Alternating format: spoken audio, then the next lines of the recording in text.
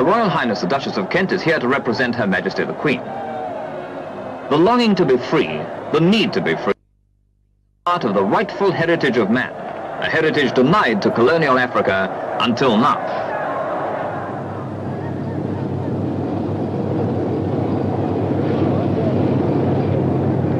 A few hours earlier, the Duchess of Kent had flown into Accra. Governor Sir Charles Arden Clarke and Prime Minister Dr. Kwame Nkrumah were there to receive her. With her, the Duchess of Kent brings the Queen's mandate, which is to change the constitutional status of this country, and the Queen's Godspeed to this newest dominion of the British Commonwealth. For Dr. Nkrumah, main architect of Ghana's independence, this is a day of fulfillment. Her gracious task is formally to untie, in the name of the Queen and the British people, the political bonds of colonial rule. It is a task that could be framed only by a great people conscious of its strength, willing to move with the times, jealous of its good name. As she enters our capital city, chiefs and notables welcome her in the old ways. These have always been our custom. A traditional libation is poured that God should give his blessing. Old coasters like me have seen a few libations in our time, but none as happy as this one.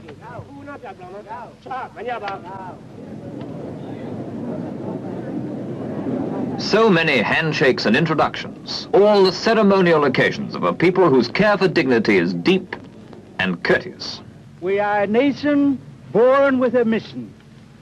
The point is so plain that nobody can miss it, and we rightly proclaim our acceptance of this assignment by planting in the middle of our national flag the lodestar of hope for all the black peoples of Africa.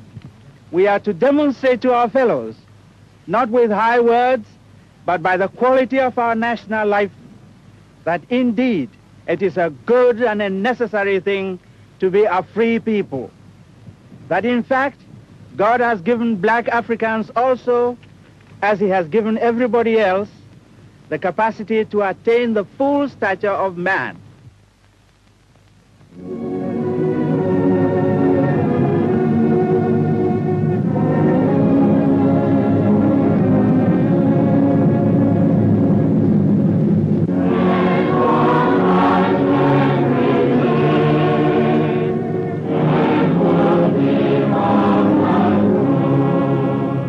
It's more than a hymn today. It's many things.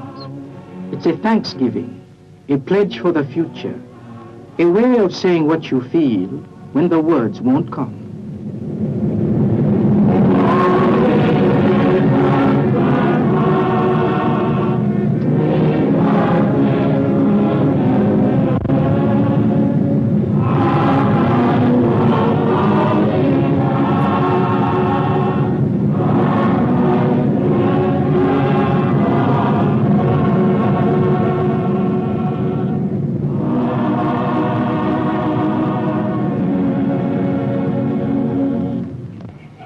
The blessing of God Almighty, the Father, the Son, and the Holy Ghost be upon you, upon our rulers and chiefs, and upon this nation, now and always.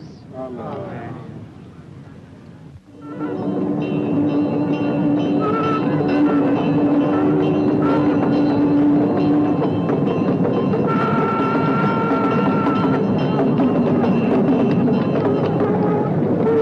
Royal Durbar, the chiefs and paramount chiefs and kings and rulers by tradition have also journeyed to greet Her Royal Highness. From the green hills of Ashanti and the far savannas of the north, from the forest land beyond the Volta River and the surf-rimmed blue Atlantic shore, they're here with their tribal dignitaries, with their crowns and coronets of beaten gold, their golden staffs of authority and judgment.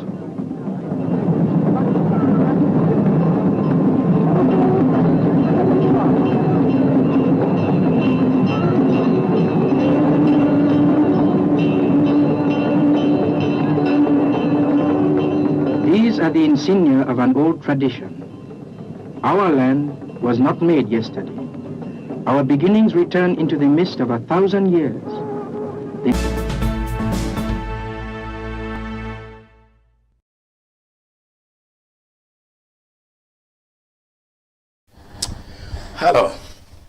welcome to the program.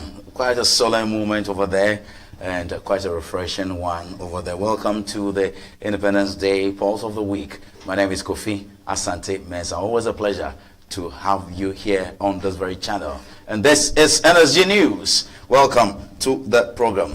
It's another week coming to a close. Today is Friday, the 6th day of March 2026. Always a pleasure to have you. We'll begin, as always, with our African proverb for the day.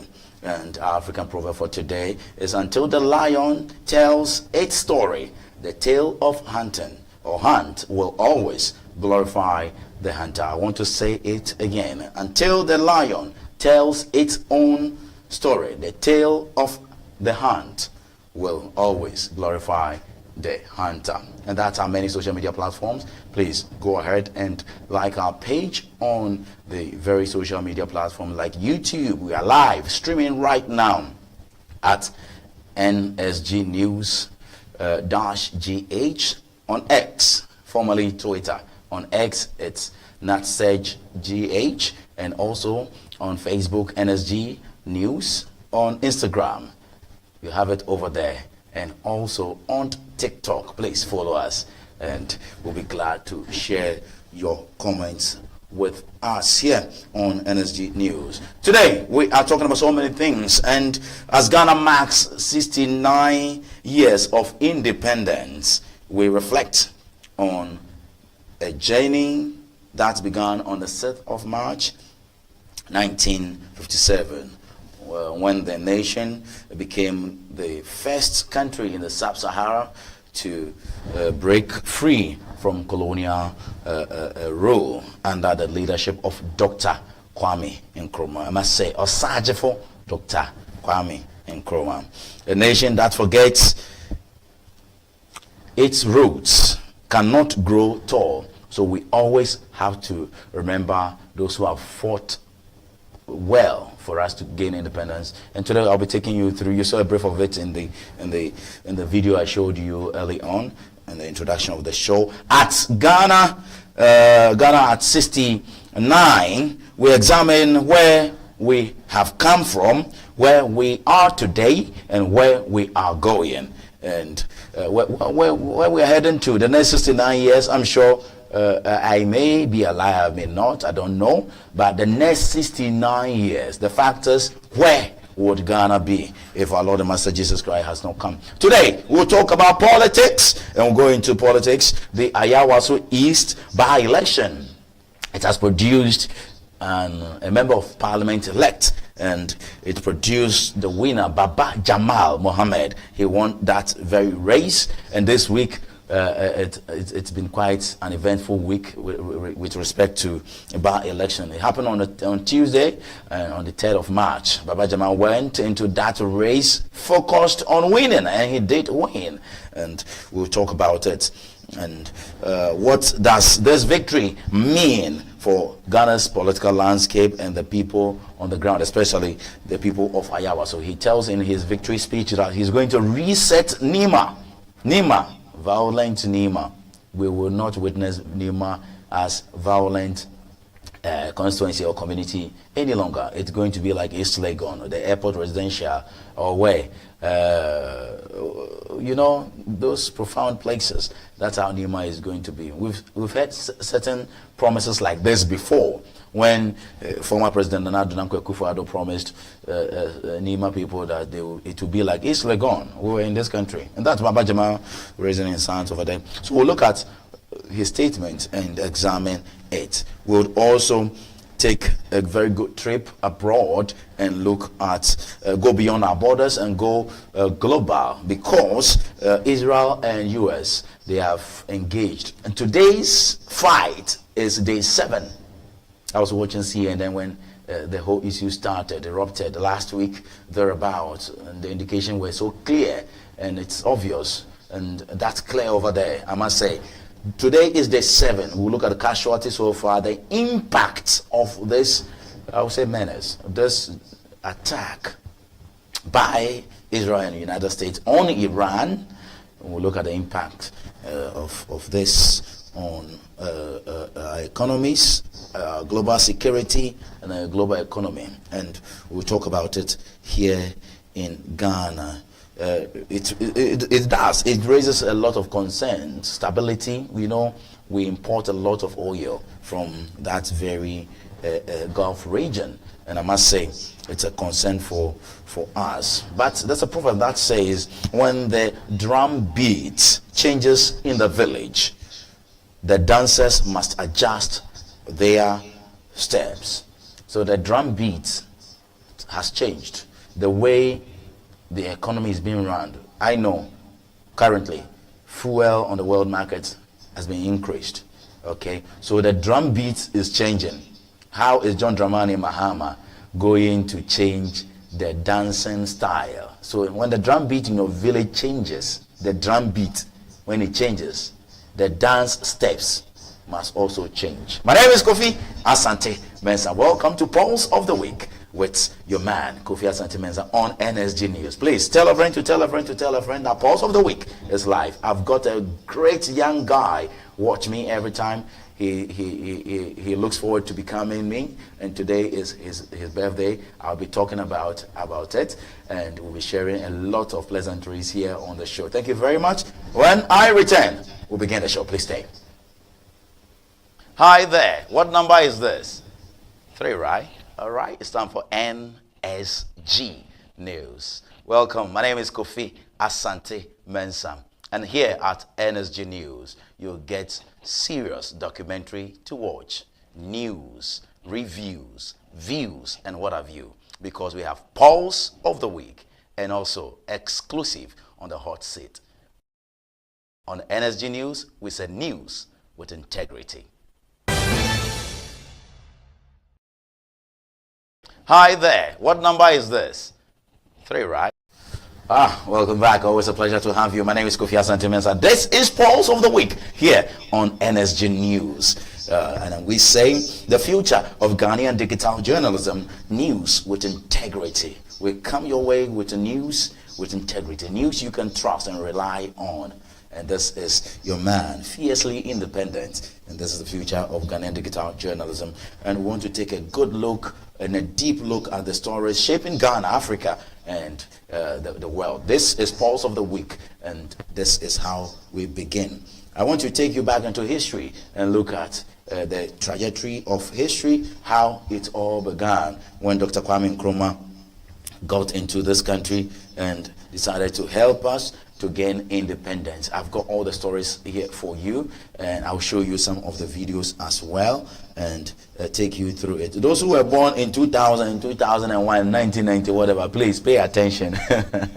Pay attention to us and listen to us. So you're live with me on Pulse of the Week on NSG News. Welcome. Let's go into the video straight right now, then we'll go into the stories and the historical stories of Ghana's independence and what John Dramani Mahama has been saying at today's 69th Independence Day. But first, I want to take you back into history and record for you what the historical antecedents of Ghana's independence is like. So let's go back into history and see. India, China, Ceylon, Haiti, Holland, Argentine, Peru. Her Royal Highness the Duchess of Kent is here to represent Her Majesty the Queen. The longing to be free, the need to be free, part of the rightful heritage of man, a heritage denied to colonial Africa until now.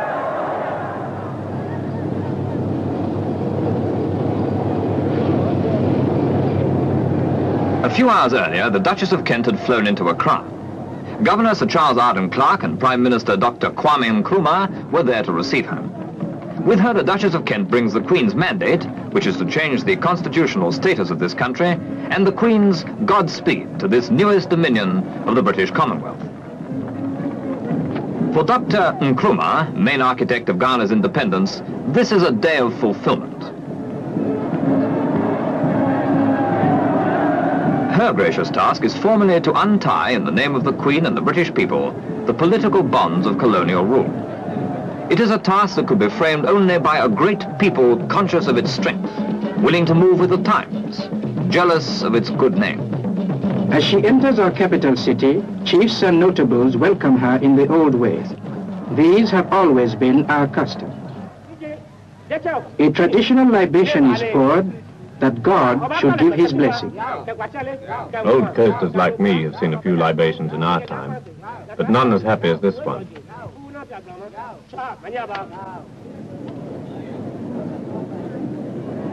So many handshakes and introductions, all the ceremonial occasions of a people whose care for dignity is deep and courteous. We are a nation born with a mission. The point is so plain that nobody can miss it, and we rightly proclaim our acceptance of this assignment by planting in the middle of our national flag the lodestar of hope for all the black peoples of Africa. We are to demonstrate to our fellows, not with high words, but by the quality of our national life, that indeed it is a good and a necessary thing to be a free people. That in fact, God has given black Africans also, as he has given everybody else, the capacity to attain the full stature of man.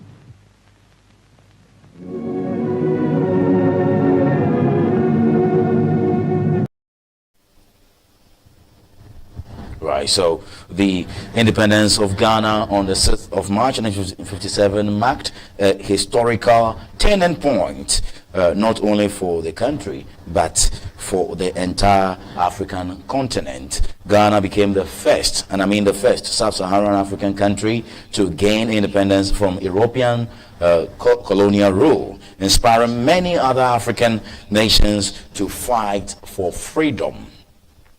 And below is I must say, the Gold Coast under colonial rule before 1945. Before independence, Ghana was known as the Gold Coast, a British colony rich in gold, cocoa, and timber. The British formally established control in 1874. The colony consisted of the Gold Coast colony, Ashanti, the Northern Territories, and British Togoland. Colonial governance largely excluded Africans from meaningful political participation. Despite this, an educated African elite began to demand greater political representation and reforms. One early political organization was the United Gold Coast Convention, UGCC, formed in 1947 by nationalists such as J.B. Dankwa, Pa Grant, Edward Akufo-Addo. Their aim was self-government in the shortest possible time. The rise of Dr. Kwame Nkrumah, I take you back into history. A key figure in Ghana's independence struggle was Osagyefo Dr. Kwame Nkrumah. In 1947, 1947, Nkrumah returned from the United States of America and United Kingdom and became the General Secretary of the UGCC. However, he believed the UGCC leadership was too slow and conservative in pursuing independence. They were too gentle. So in 1949, he broke away to form the Convention People's Party, CPP. His famous slogan became self-government now. So the other one was the UGCC was basically in the shortest possible time. But the CPP's, Nkrumah CPP's own was self-government now.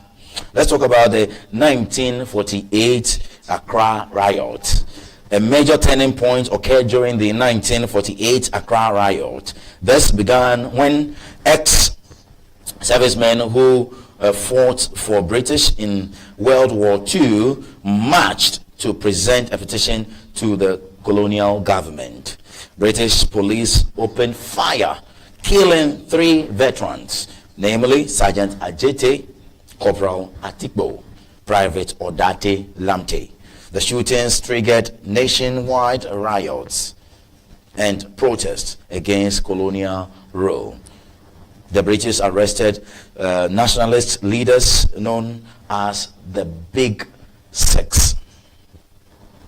Let's quickly talk about the Big Six. The Big Six nationalists, the Big Six became symbols of the independence struggle. Kwame Nkrumah, J.B. Dankwa, Emmanuel Obechebi Lamte, Edward Akufo-Addo, William Ofori Atta, Ebenezer Ako Ejei. Their arrest, I must say, increased public demand for independence. Let's talk about the Positive Action Campaign. In 1950, 1950, there was a Positive Action Campaign. Nkrumah launched the Positive Action Campaign, which included strikes, civil disobedience, and protests. The British arrested Kwame Nkrumah and jailed him, but something remarkable happened. While Nkrumah was in prison, his party CPP contested the 1951 elections introduced by the British under a new constitution. The CPP won a massive victory. Because of the overwhelming mandate, the British had no choice but to release Kwame Nkrumah from prison. He became leader of government business, later Prime Minister. Let's share with you the final steps to independence.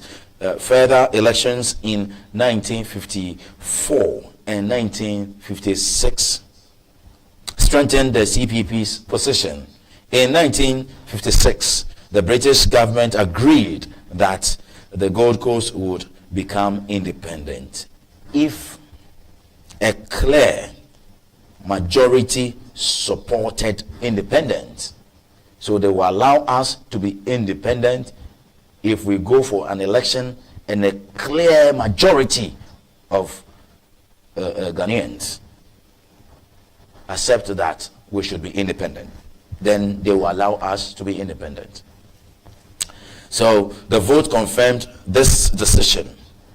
At midnight on 6th of March 1957, the Gold Coast officially became Ghana. On the 6th of March, at the midnight of the 6th of March, and there was a big announcement by Osajifo Dr. Kwame Nkrumah, flanked by some great people, and I'll tell you their names. They were all in full. Oh, there you have it. There you have it. 6th of March at midnight. That was the biggest announcement that broke us into independence. Kwame Nkrumah tells the people there are three nations. Osajifo Dr. Kwame Nkrumah waving Other nations in the world added to so many. Does that help? Remember, obviously, until the peoples are nations, they will not be recognized. And until the nations are free, I want you to listen in. Peace. That is why the people shout for freedom. My friend, I'm telling you, I won't forget it. It wasn't because of that one man. It was just all of us happy.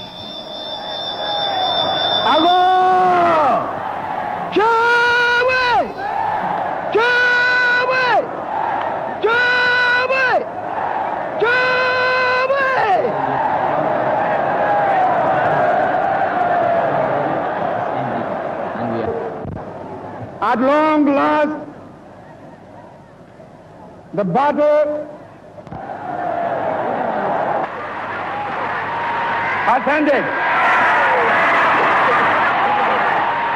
And thus, Ghana, your beloved country, is free forever.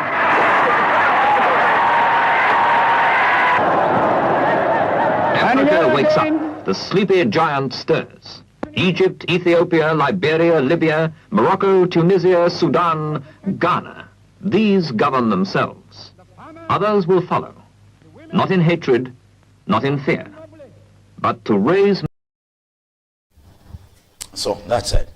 aside from Dr. Kwame Nkrumah making a bold announcement over there, and that was quite profound, and it ushered in several other African countries to be able to fight for their own freedom. And I tell you, Ghana's independence inspired many African countries to seek freedom. This included Nigeria, 1960. Listen, Kenya, 1963. Tanzania, 1961.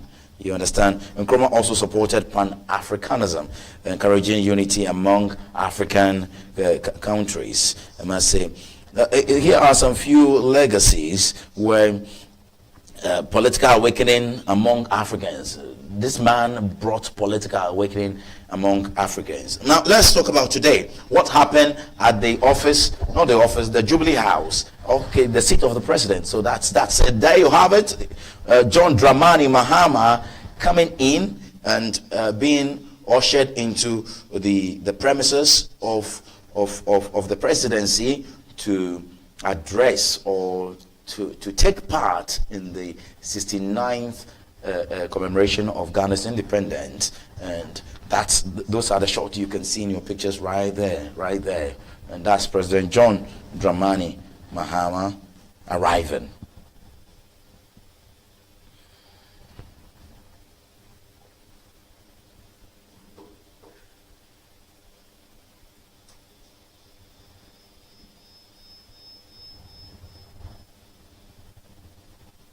There you have President John Dramani Mahama. He'll be arriving very shortly. There's the Vice President, Professor Jane Nano Pukwajman. Welcome. Oh yes, this is beautiful. Former President Nana Addo Dankwa Akufo-Addo. Former President John Agyekum Kufuor. Behind former President John Agyekum Kufuor is the IGP Tete Yohonu. Right there, so beautiful.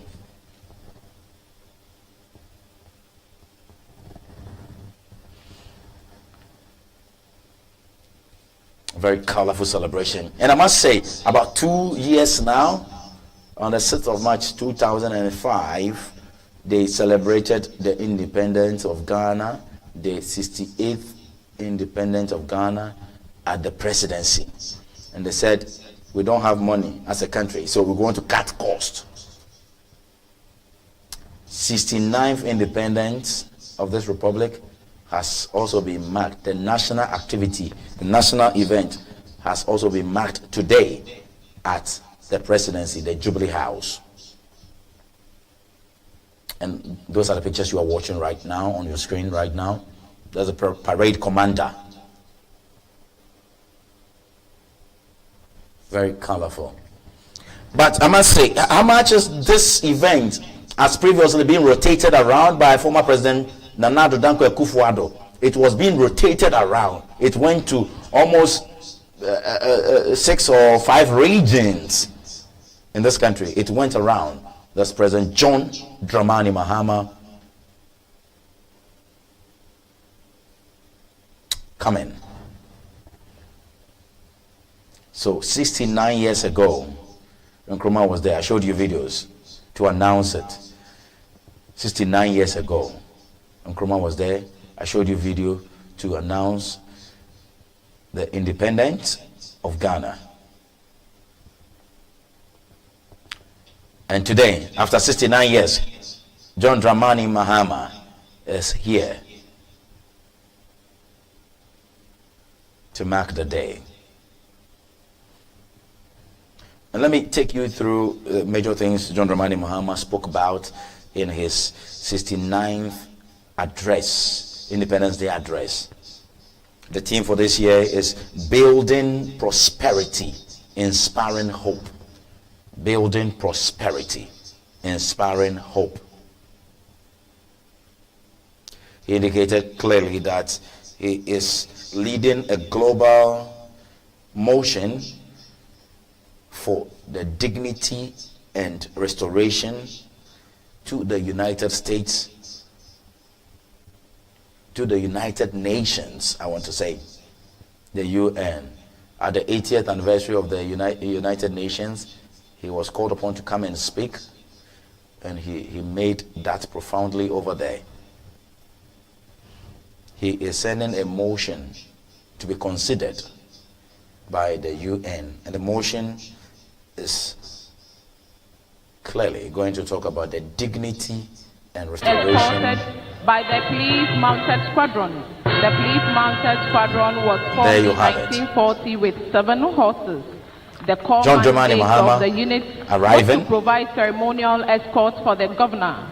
The horses are also used for President John Dramani Mahama, led by horses. The Mounted Squadron on parade is commanded by Superintendent Mary Claire Agamba, and she rides the horse Sonny. Sonny is the strongest locally bred horse of the unit. The second in command of the Mounted Squadron John Dramani Mahama arriving. Superintendent of Police Hamza Al Hassan. This is so rides beautiful. the horse step by step. Some of the names of the prayers,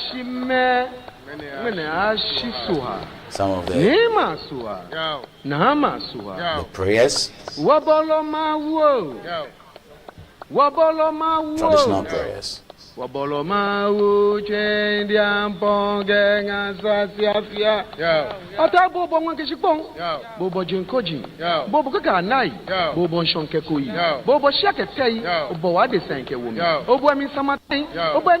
So 69 years ago, we are here to celebrate and we do not leave out our tradition. Leave it at all.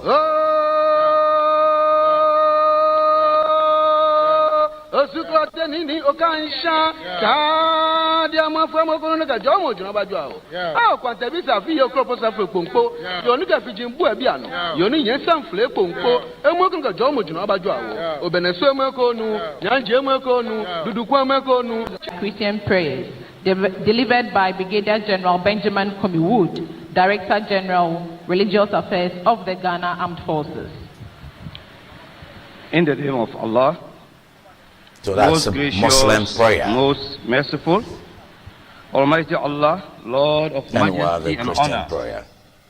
We thank you for blessing our beloved. So if you ask me, this is just a replica of what happened 69 years ago when we marked that very special day of independence. 69 years ago. It's clearly what happened over there. President John Dramani Mahama spoke about motion he will be sending to the United Nations for its consideration about the restoration of dignity, how slavery treated Africa. And he is leading that very motion. He spoke about the confidence in the Ghanaian economy is gradually returning. There is some level of confidence that Ghanaians are enjoying or are getting to have in the economy.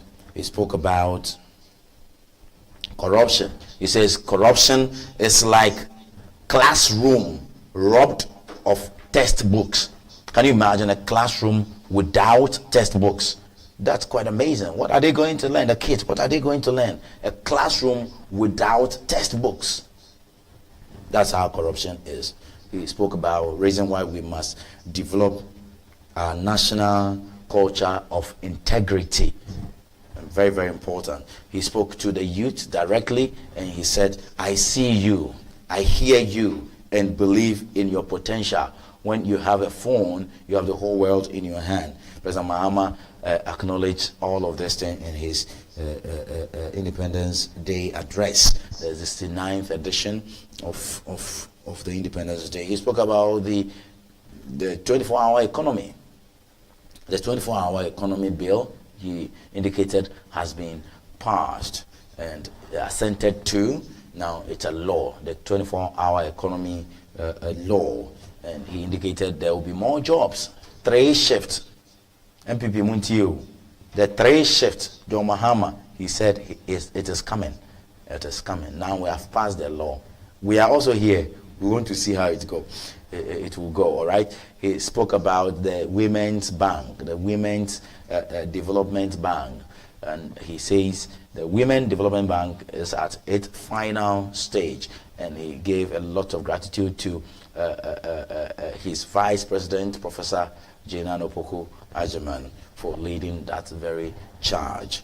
And he spoke about Ghana's destiny is inseparable from Africa. So like Nkrumah rightly said, the independence of Ghana is meaningless unless it is linked up to the total liberation of the African continent. Today, John Dramani Mahama, like Nkrumah said, he says the Ghana's destiny is inseparable from Africa.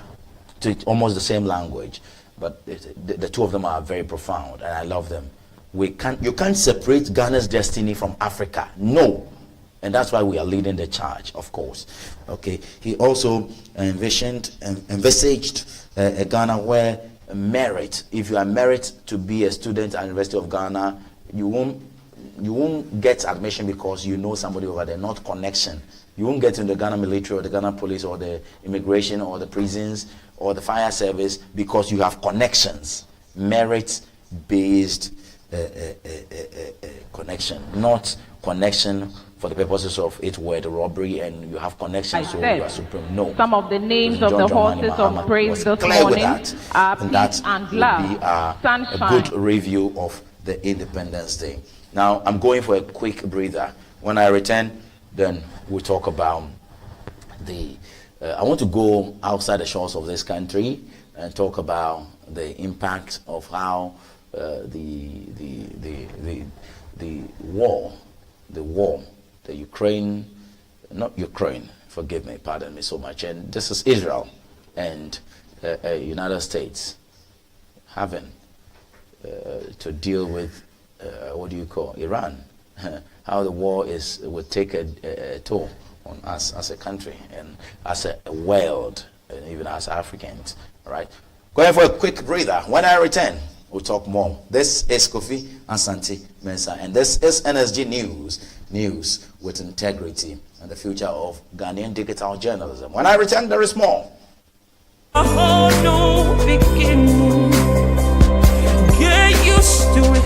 I have stepped into my new beginning.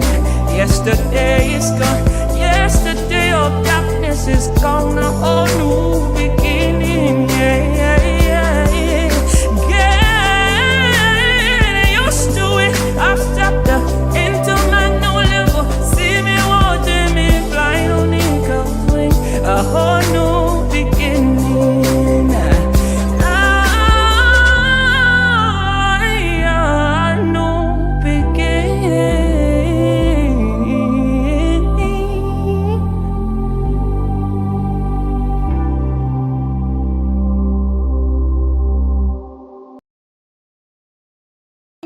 The relationship between the U.S. and Iran hasn't always sounded like this.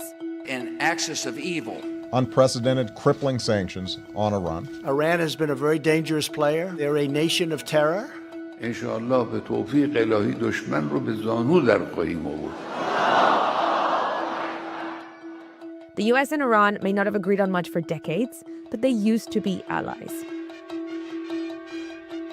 Iran, because of the great leadership of the Shah, is an island of stability in one of the more troubled areas of the world. So how did the relationship between the two become so strained? And how does that link to what's happening in Iran today?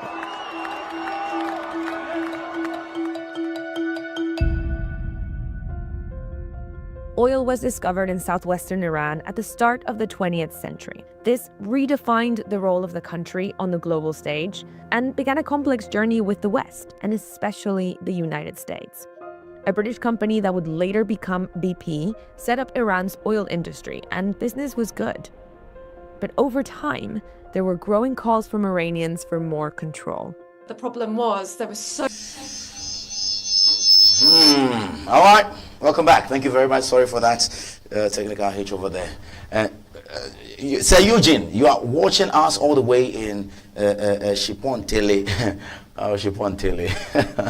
Somebody's asking, where is Shipon Tele? I don't know. But all the same, Sir Eugene, thank you for watching us. Welcome back, viewer. Welcome back. And this is Pulse of the Week here on NSG News. And that's the story I'm coming to deal with right now. It has to do with the United States of America and the Israel's fight or conflict, if you like, war against Iran. What is really happening? I want to take you down memory lane a little bit and go through this very moment with you. Watch this. Watch. So America saw Mossadegh as being someone who would develop ties between Iran and Russia. So basically, it was an opportunity that then allowed American oil companies to get a foothold in the Iranian market. The coup cemented control of the Western-backed Shah, or King of Iran, Mohammad Reza Pahlavi. For the next 26 years, with support from the US, the Shah built infrastructure, started land reforms, improved education, and gave women the vote. These very fast-paced social changes. I want to give you some historic background to all of this conflict and what have you. You know, the Iran-Israel,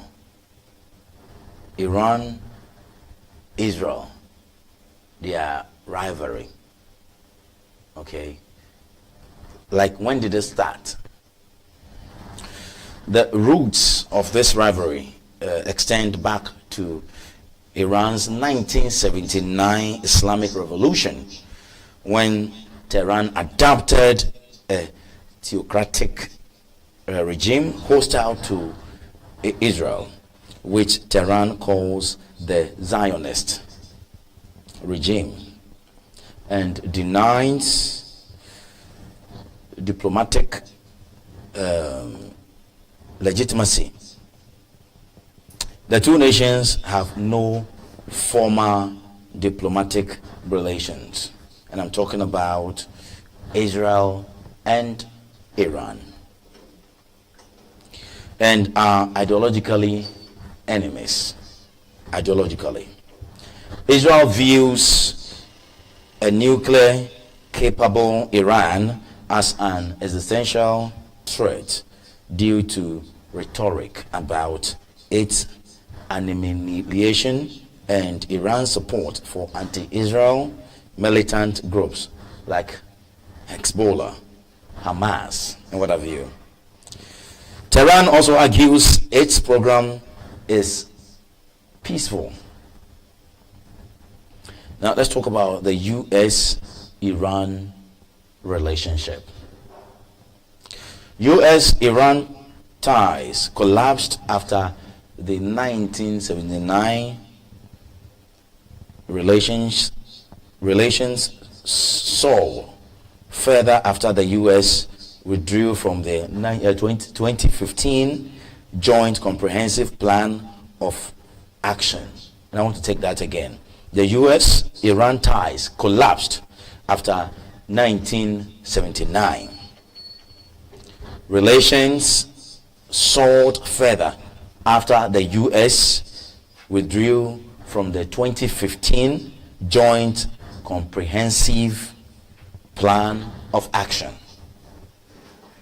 under Trump in 2018.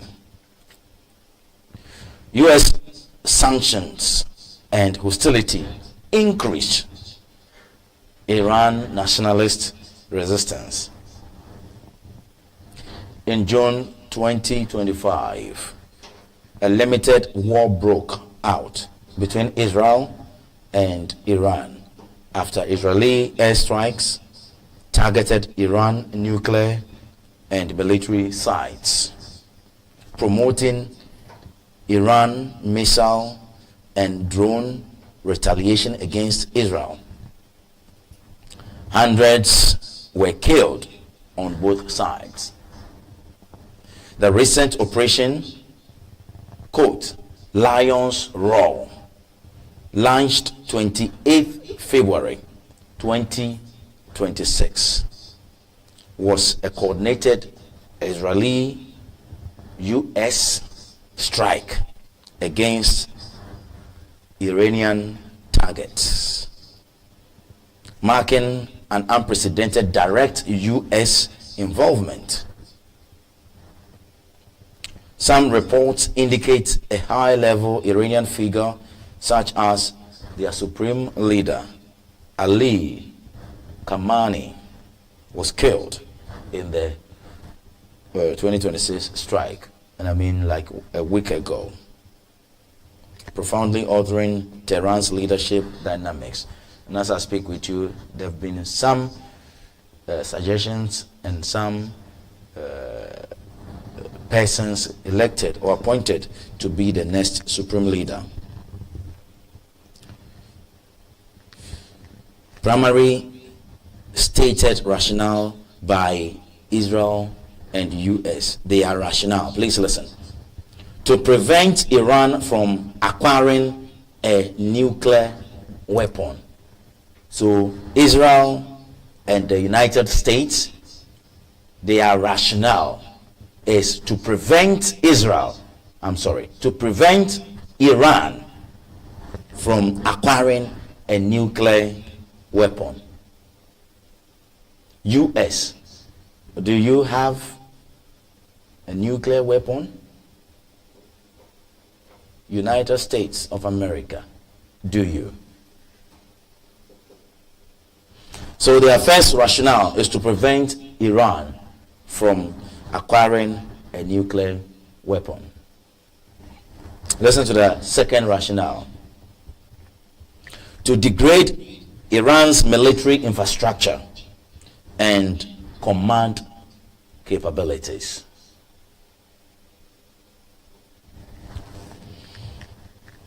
Now, let me take you through the opposing perspectives.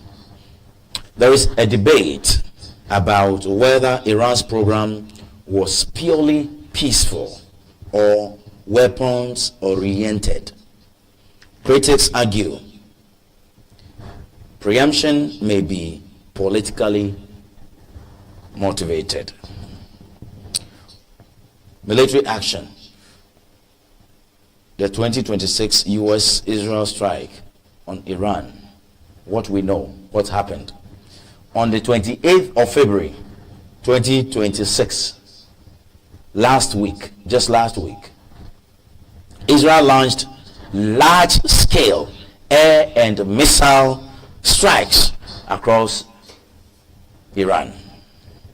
US military assets were reported to be operationally involved in the coordination. Explosions reported across Tehran and other cities. Significant damage to nuclear-related facilities and military command infrastructure. Don't talk about casualties, because enormous casualties. Even we can show you even the live attack feed, the live one, what is really happening as I speak right now, the live, and the casualties recorded.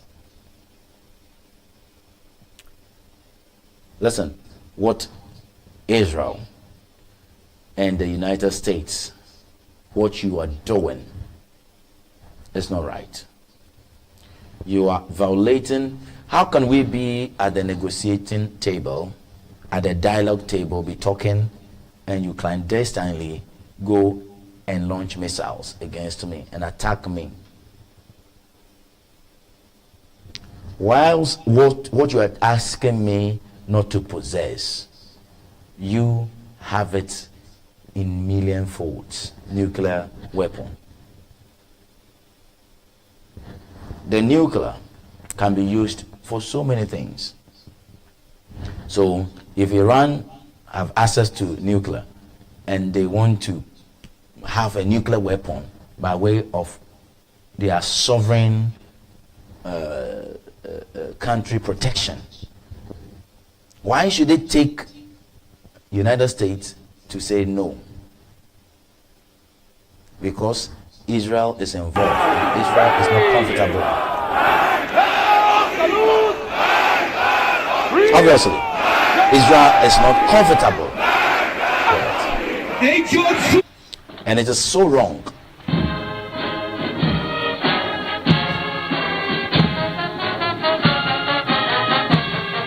You kill people, day-old children. You kill people, murder them in cold blood. I remember within last year, I think President Trump, he clearly said Iran's nuclear bomb site has been evaded. They have bombed that place. So Iran can't boast of any possession of nuclear weapon or nuclear site. They have gone to bomb the place. President Trump, that was what he said. Within November, December 2025. All for us to come to 2026, February 28, for President Trump to launch, with Israel, I must say, to launch missiles and attacks, abduct and murder the supreme leader of Iran. And there you have him. In other words, and thanks to BBC for those videos. And in other words, the king of the United Kingdom or the queen of England, all right, you pick this supreme leader and you murder him. He was murdered. Watch this.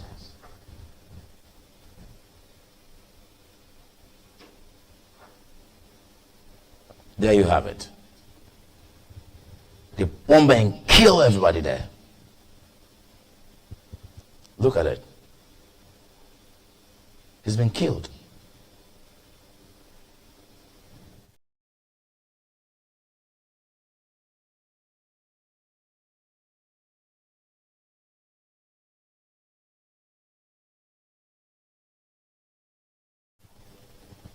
This is murder. This is so bad. This is uncalled for. Thousands of people have passed on. They have died. Why should US do this? Why should Trump do this? Why?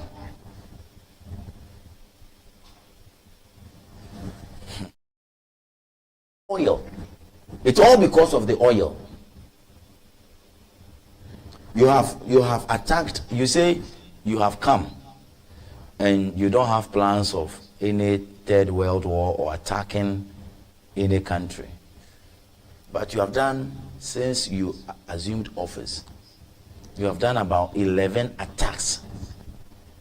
We're here, Nigeria, right here. US threw bomb and attacked Nigeria right here. This is Iran because of the oil. Because of the oil.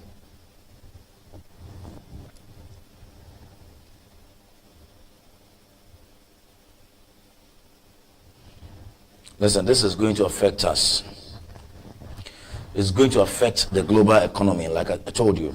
A disruption or closure of the Straits of Hormuz, through which 20% of globally traded oil flows. It could trigger severe oil price hikes or spikes.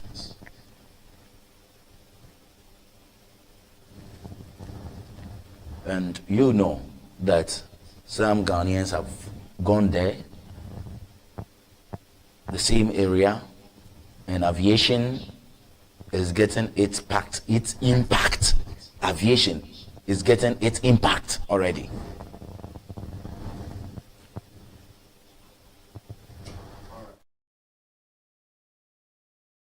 Affect this republic, Ghana. You know, as a petroleum importing country, Ghana risks economic strain from higher global oil prices and inflationary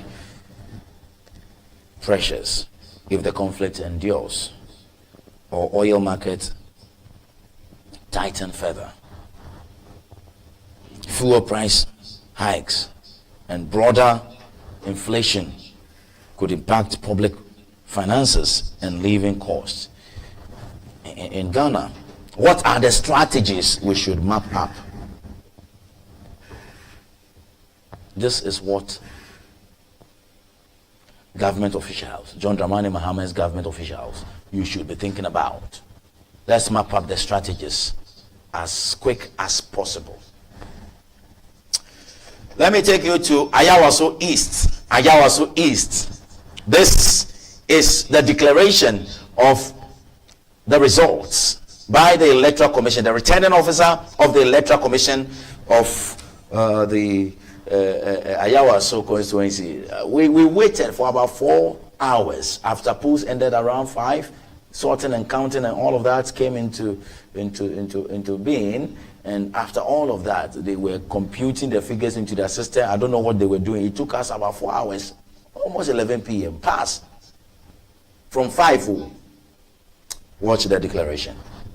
Looking at the just announced results, I, Samuel Mofori, the returning officer of Ayawaso East constituency, hereby announce to you your new MP-elect, Honorable Baba Jamal Ahmed.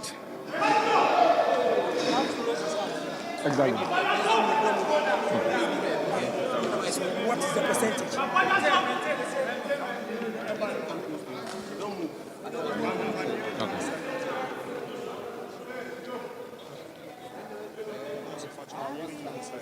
On this note, I hereby introduce to you your MP-elect in the name of Honorable Baba Jamal Ahmed. Congratulations, Honorable. Honorable, TV3, just quickly. Yes. Right, Honorable, talk to us, your reaction to this victory that has come through. In the first place, I want to thank the Almighty Allah for giving us this victory. I want to state that this victory is not for me, Baba Jamal, alone. It's for the good people of East Ayawaso. I want to thank all of them for having confidence in me and electing me as their parliamentary candidate or parliamentary candidate-elect. Let me state that I dedicate this victory to my 93-year-old mother, Mimi, for promising to support me and ensuring that one day I'll go back to Parliament. Today, her vision and wish has come true, and I thank Allah for her life, and I dedicate this victory to my mother, Mimi, and also want to thank my wife here and my family, my children, for the spirit of endurance that they've gone through since I made this project my vision to go back to Parliament. I know they've gone through a lot, and I thank them for standing beside me and supporting me all this while. I want to also give special thanks to the national executives of NDC, the chairman and the general secretary. I want to also thank the regional executives of Greater Accra. I want to also thank the constituency executives of East Ayawaso, and more so, my people from Akwetia who came in their numbers to support me for this project. I want to thank all of them. Let me also give a special thanks to the President once again for finding me worthy to go and work in Nigeria. Those few months that I stayed in Nigeria has added to my experience, which I'm taking to Parliament to serve this country better. I thank the President so much, and also want to assure the people of Nigeria. Hey, Baba Jamal. Oh my goodness. Baba, we call him Baba Jamal as Corondos. Yeah, he understands it. Yeah, the old media guys. Papa Jama as Corondos. Baba, welcome. I'm hearing that there could be some reshuffle in Parliament leadership, the majority leadership, okay? So that Baba Jama will come and take the role as majority leader. Am I hearing right? Some birds are whispering into my, you know, the majority in Ankasano, they didn't want Baba Jama to come. They wanted the woman to come. They wanted the woman to come. Now Baba Jama has come. Baba Jama defeated the woman, gave the woman some blows. Share. What do you want to talk about? He does some TV. No, share. He won the thing.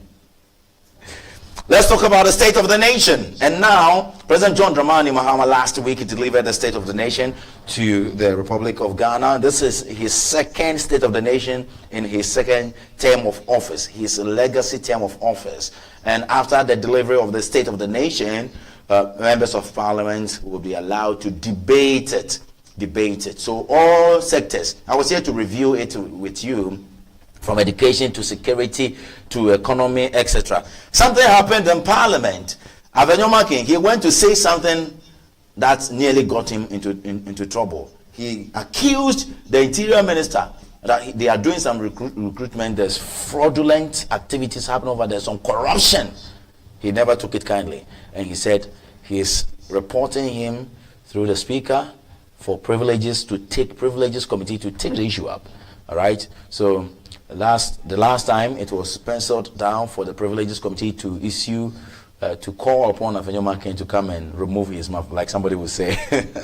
But the fact is, the following morning, Avenyoma King came back to withdraw and apologize. Avenyoma, some people are also saying Avenyoma King must go. But first, let's listen to Avenyoma King. To the extent that the colleague is a junior brother of Mr. Ken Ofori-Atta, a former finance minister of this republic. No court has found him guilty. We can do our politics, but to also print... All right, so this one is the showcasing of former finance minister Ken Ofori-Atta's pictures. All right, so this is part of the State of the Nation address debate. So he showed his... He clearly showed that he was not happy with it, and the family of Ken Ofori-Atta were not happy with it. So let's watch this. House would get the needed peace, because, Mr. Speaker, if we don't stop it, a certain precedent will be set. Today, the Council of Elders have summoned me. That market. What about the caucus? Ken Ofori-Atta, they carry this picture and call him corrupt. What is MPP also doing?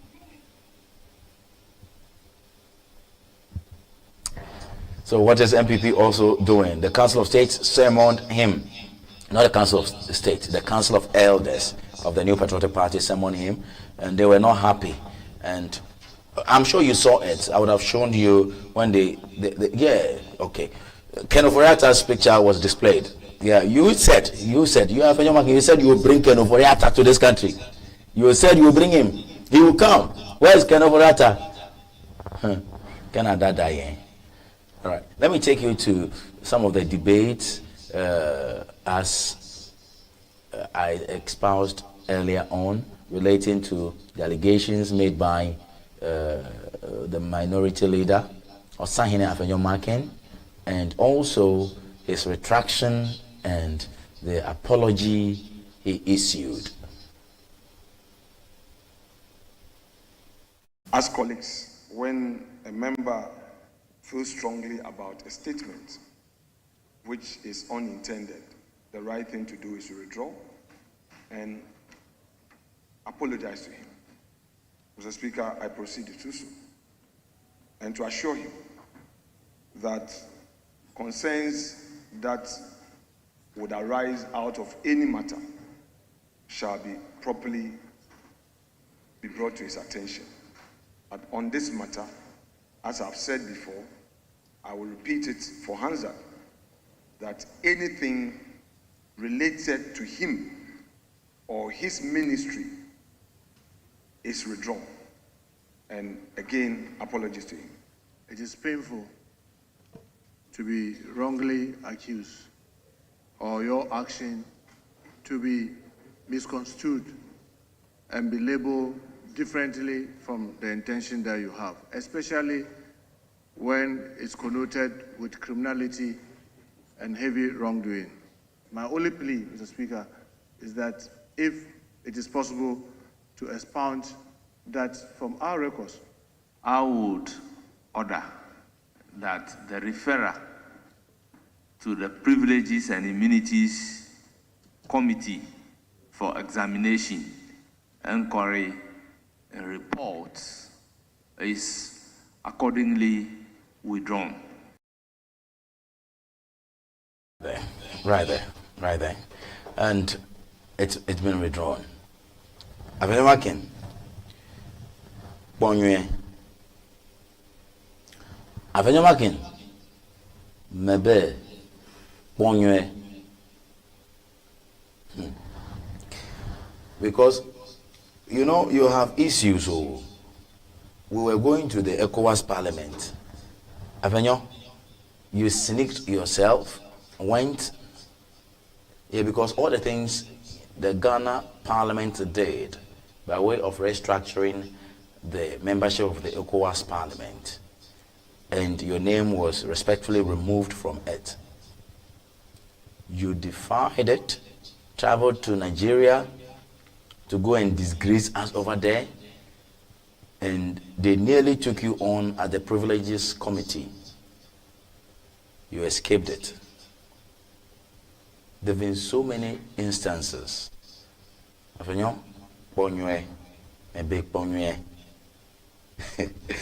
right, so I want to do more of the debate in Parliament with respect to the State of the Nation's address. This is Felix Kwakye Ofosu. And just, do you have Felix Kwakye Ofosu's tape? All right. Okay, so we'll leave it here, but we want to wrap up today's edition of Pulse of the Week with a birthday wish. His name is Jeremy Ofori. Jeremy Ofori, happy birthday to you. You attend school at Kush Montessori School, Amasaman Kokobot. Happy birthday. And that's him, Jeremy Ofori. Happy birthday. Happy birthday. From all the team over here, we say a big happy birthday to you. And Sir Eugene especially wishes you well. Mommy and Daddy also wishes you well. All your friends say happy birthday, Jeremy. On that note, Jeremy note. On that Jeremy note, my name is Kofi Asante Mensah, and this has been Pulse of the Week, coming to you all the way from Jacana Street here in Ghana's capital, Accra, Amahia, in the Adenta municipality. Thank you very much, Mr. Justice Kluge Operations, and thank you very much, Mr. Kofi Berry Francis Entry. Thank you. My name is Kofi Asante Mensah, and a very special thanks to our secretary and our bosses. And we say thank you for everything. And I'm sure we'll meet again pretty shortly. Please stay with us here on this very channel. It's Kofi Asante, Pulse of the Week on NSG News, saying bye-bye. Ta-ta. Yeah. Yeah. Yeah. Yeah. Hey, yeah.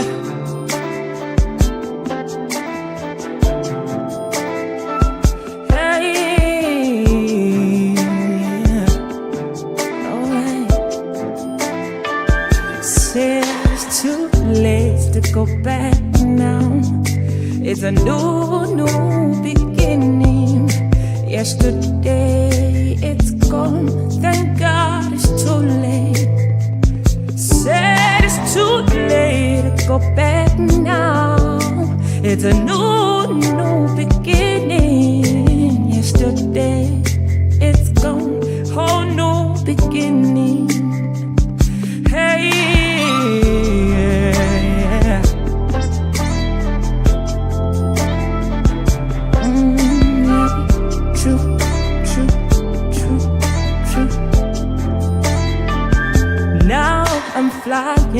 on the gills playing the games. For the Lord, He is my strength, and the Christ in me glory, oh no beginning. Hey, for my shame, I have double honor, for pain always healed, and the eagles for me, who dare stand? Said eagles for me, who dare stand? Yeah. Oh, I know that God's with me, who dare stand? And now it's alright, move on now. It's a new beginning. Yesterday is gone, then God is alright, alright. Said it's alright, move on now. It's a new beginning. Yesterday it's gone, oh no beginning. And I ain't going back, no. I ain't going back, no. I ain't going back to ignorance no more, no, no, no. Said I ain't going back. Back, no, no, I ain't going back to pain and shame. Never, no, no, no, no, no. Yesterday is gone, oh no beginning. I tell you what, of joy.